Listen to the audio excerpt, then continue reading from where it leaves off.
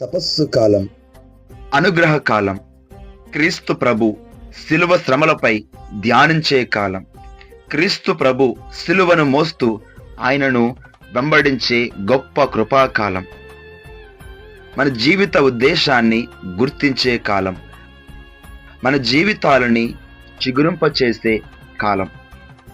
ఈ తపస్సు కాలం వివిధ బుధవారంతో మొదలవుతుంది. ఈ తపస్సు కాలంలో మనం నిలవాలి, గెలవాలి.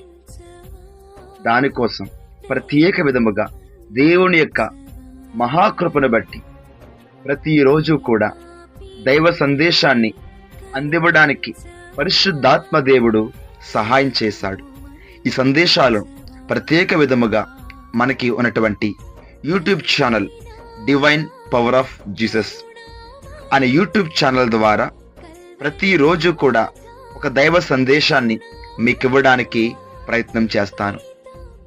కనుక ప్రత్యేకముగా నా కోసం, నా సువార్త పరిచర్య కోసం అందరూ ప్రార్థన చేయండి. చెప్పేటువంటి దైవ సందేశాలని స్వీకరించి దేవుని యొక్క వాక్యం విని ఈ తపస్సు కాలాన్ని అర్థవంతంగా దేవునికి ప్రియమైన దానిగా జీవించి మన ఆత్మలని సంరక్షించుకుని దేవుని రెండవ రాకడికి సిద్ధపడదాం. ఈ తపస్సు కాలాన్ని అనుగ్రహ కాలముగా మలుచుకుందాం. దేవుడు మనలందరినీ కూడా గొప్పగా దీవించునుగాక. ఆమేన్.